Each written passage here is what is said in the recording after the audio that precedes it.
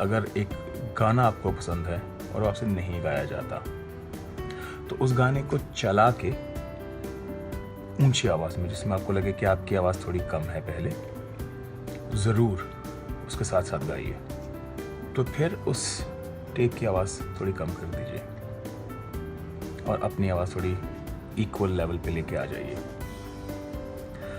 उससे एक तो म्यूज़िक बज रहा होता है, दूसरा आपको पता है there is a supporting voice जो आपको हेल्प कर रही है, और आपके जो खामी आपको लगता है कि आप में है, वो शायद उसमें वो चूँकि सपोर्टिंग वॉइस एक सपोर्टिंग वॉइस ऑलरेडी चल रही होती है, तो आप उसमें आपको लगता है कि देयर इज़ अनदर वॉइस, तो आपकी अपनी खामियाँ थोड़ी आपको कम नज़र आती हैं। लेकिन चूँकि आप गाते रहते हैं उस गाने को बार बार, इसलिए आपके गले में ऑटोमेटिकली वो जगह बैठ जाती है और वो गाना अपनी एक जगह बना लेता है आपके गले में। 24 घंटे गाते रहने से जो फ़ायदा होता है वो ये रहता है कि आपके जो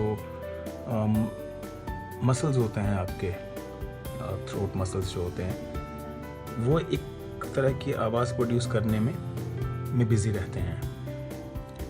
अगर आप गुनगुनाते रहें हर वक्त, तो उससे फ़ायदा ये होता है कि सुर और आपका जो कॉन्फिडेंस है वो बेहतर रहता है।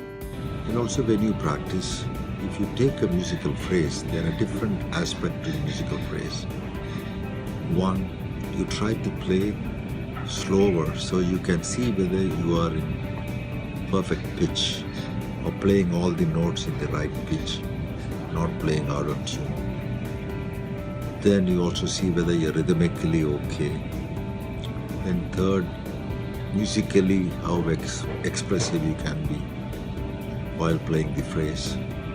All these different aspects of music comes through successfully when you practice it slower and slowly push the tempo. There's no point in practicing faster, then you will miss a lot of things, you may not hear a lot of things.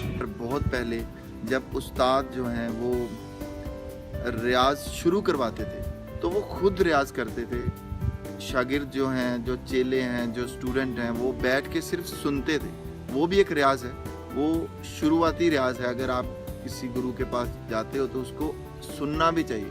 And for everybody, I think paltas, long notes, doing your palta riyaz and steadily like a yoga session for 45 minutes or an hour every day is very important, even for youngsters who start out, because that's what really keeps your voice going. And then once you have the basics of that, then with that you can use your voice technically in any way. So I think palta riyaz, doing long note riyaz, standing notes, your scale practice, these are the most important things for any artist.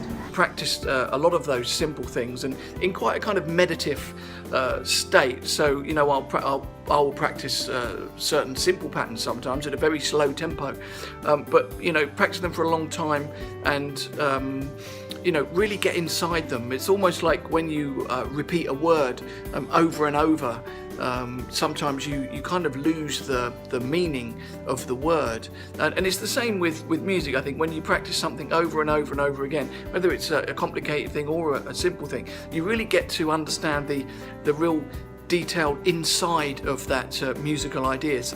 अगर किसी instrument के साथ रियाज कर सकते हैं तो वो सबसे बेहतरीन है। सबसे आला जो इंस्ट्रूमेंट है इसके लिए वो है तानपुरा। मेरा ख्याल है कि बहुत सारे ऐसे लोग जो मौसीकी में इंटरेस्ट रखते हैं, इस इंस्ट्रूमेंट रियली हेल्प्स। और हमने सुना हुआ है बुज़ुर्गों से कि अगर आप अपने तानपुरे के साथ रियाज करेंगे तो, और उसमें जब आप अपना नोट कायम करेंगे तो वो सबसे ज़्यादा हेल्प करेगा आपके गले में सुर को बिठाने के लिए और आपको सुर पक्का करने के लिए। Tanpura is the best thing. दूसरी जो इंस्ट्रूमेंट है वो होता है हारमोनियम, जिसको बहुत सारे क्लासिकल सिंगर्स जो हैं वो रिकमेंड नहीं करते। लेकिन अगर आप तानपुरा नहीं अफोर्ड करते या आपको नहीं आपकी रेंज में है या आप उसको अप्रोच नहीं कर सकते तो harmonium is the next best thing.